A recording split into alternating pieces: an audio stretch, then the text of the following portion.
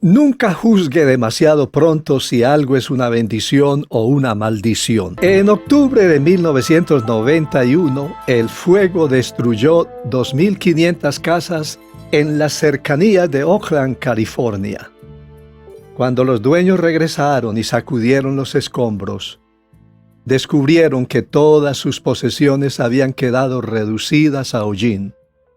Sin embargo, un hombre y su hijita hallaron un pequeño conejo de porcelana. Se maravillaron al ver que un objeto tan frágil hubiera permanecido intacto. Otras víctimas de la catástrofe también hallaron artículos de barro que de alguna forma desafiaron el fuego consumidor. El domingo siguiente al desastre, un pastor de la localidad llevó a su púlpito un florero que no se había roto, que fue lo único que recuperó de su casa. El ministro preguntó a la congregación, ¿saben por qué esto está aquí todavía y mi casa no? Entonces contestó su propia pregunta, porque esto ya había pasado por el fuego antes, y aplicó. ¿Pueden las terribles pruebas de la vida terminar siendo una bendición? El apóstol Pedro dijo que sí, que las diferentes pruebas pueden dar como resultado alabanza, gloria y honra cuando sea manifestado Jesucristo. Las pruebas pueden ser muy dolorosas, pero si las soportamos con la gracia de Dios, nuestra fe puede salir del horno ardiente más pura y más fuerte que antes. Recordemos que el fuego refina el oro y la adversidad refina al hombre. Ahí termina el discurso del pastor. Por razones inexplicables, los seres humanos somos increíblemente valiosos para Dios. Podemos decir con confianza que, aunque sus propósitos, aunque sus planes son muy diferentes de los nuestros, Él es infinitamente justo y la forma como actúa es siempre perfecta. En el horno de la prueba es el lugar en que Dios escoge y prepara a sus guerreros.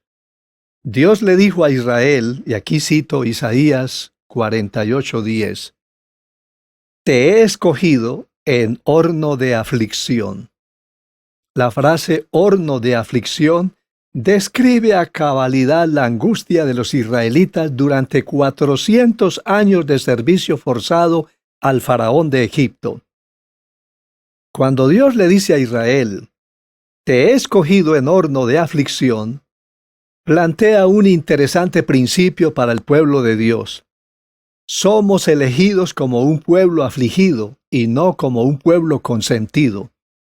No somos escogidos en un palacio, sino en el horno de la aflicción. Así fue con Moisés, con José, con el apóstol Pablo, etc. La frase horno de aflicción nos recuerda la experiencia de los 3 jóvenes hebreos en tiempos del rey Nabucodonosor, quienes por desobedecer la orden de ese rey pagano de que adoraran una estatua, fueron arrojados a un horno en llamas del cual salieron ilesos. Ellos valientemente le dijeron al rey que los amenazaba, «He aquí nuestro Dios, a quien servimos, puede librarnos del horno de fuego ardiendo, y de tu mano, oh rey, nos librará. Y si no», noten que sabían que Dios podía permitir esa horrorosa muerte, «y si no, sepas, oh rey, que no serviremos a tus dioses, ni tampoco adoraremos a la estatua que has levantado».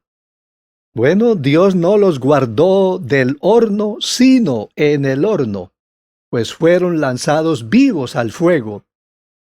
Y allá en el horno se encontraron con el Señor. Tal vez ellos pensaron que habían llegado al cielo. El lugar estaba súper iluminado.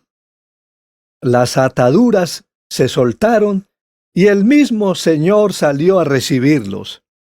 Fíjense, los 3 jóvenes que fueron lanzados a la candela no se quemaron, solo perdieron las ataduras que los sujetaban. Y al salir de su prueba en una oleada de gloria, consiguieron mayor gloria para Dios y fueron elevados a un servicio más alto. En el horno de la prueba desaparece la hermosura, la forma se destruye, se va la fuerza, la gloria se consume, pero es ahí mismo donde el amor eterno de Dios revela sus secretos y nos elige para grandes obras. Sí, en el tiempo de la prueba más cruel, Dios nos ha llamado y nosotros hemos respondido a su llamamiento.